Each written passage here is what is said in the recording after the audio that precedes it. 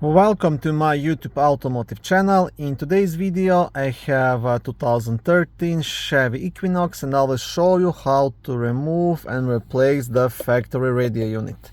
This video will apply to Chevy Equinoxes made from 2010 all the way up to 2017.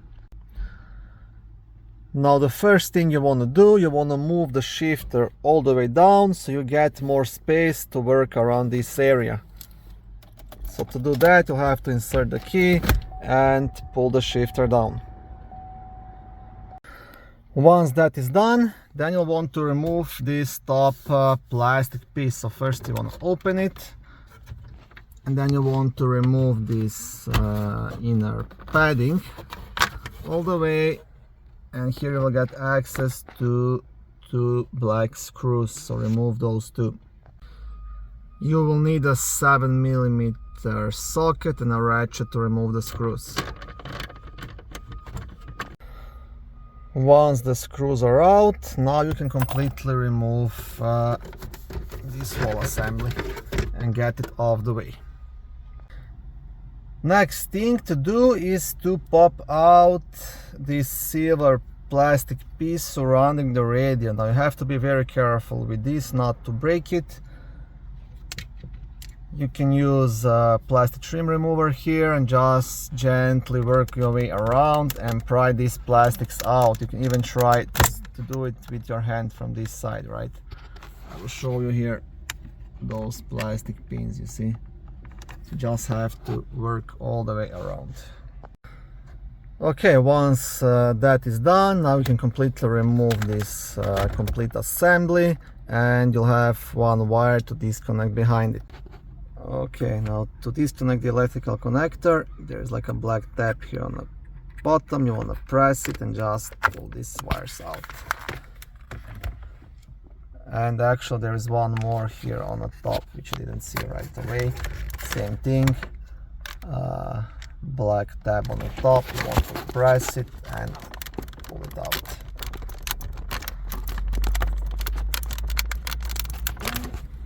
Okay, this one is kind of stuck because it was never removed probably, but okay, I got it out. Now I will also show you all these tabs which are holding this piece in place. So you'll have like 6 of them here at the bottom and 4 on the top. So that's why I said you have to be careful not to break this.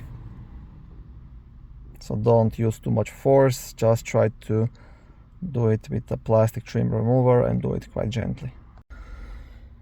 Next thing to do is to pop out these 2 plastic covers on the side of the radio. So this one and this one, they will also just pry out. So just want to get inside here and pop them out. I'll have to use both of my hands, but this is the idea, right? Okay, so I've got left one out. I will show you. It will have 3 plastic tabs again. They will be one here, and one here. So again, be careful not to break those. Okay, so once you have both of these sides out, now you have 4 7mm screws to remove. So you want to remove this one, and 2 on this side. This one here and this one down there.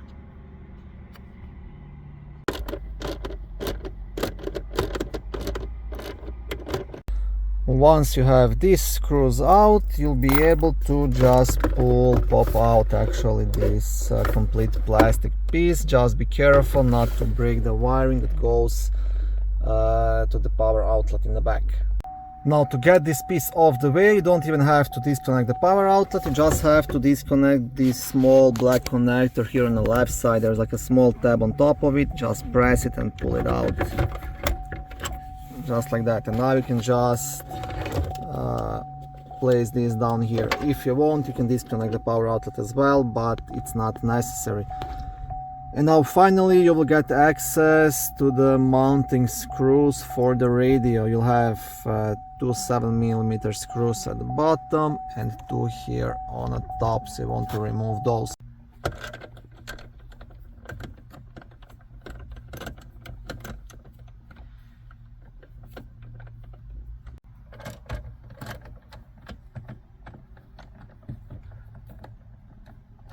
Okay, once the mounting screws are out, this radio will be completely loose, but you still won't be able to pull it off because this plastic piece is on the way. So what you want to do is still want to remove a couple of additional 7mm screws just to get enough space to pull that radio out. So you want to start by removing this one here on this side and this one on this side. Okay, now once these two guys are out, you'll have enough space to wiggle that radio out here. See, you just have to lift this a bit, enough for the radio to pop out, and then you can just pull out the radio all the way. And now once the radio is out, you just have to disconnect a couple of wires in the back. Now depending on the trim level of your Chevy Equinox, you might have more or less electrical connectors to disconnect. Mine is a beige trim, so all I have is this big black connector and the radio antenna. If you have more options, you will have a couple of more connectors here in the back. Okay, now to disconnect this thing, you have like a small tab you want to press here, and then just pull this to the other side and just pop out. And the antenna, same thing, you have like a small tab here, just want to press it and pull it off. Okay, and this is how you can remove the radio unit from Chevy Equinox.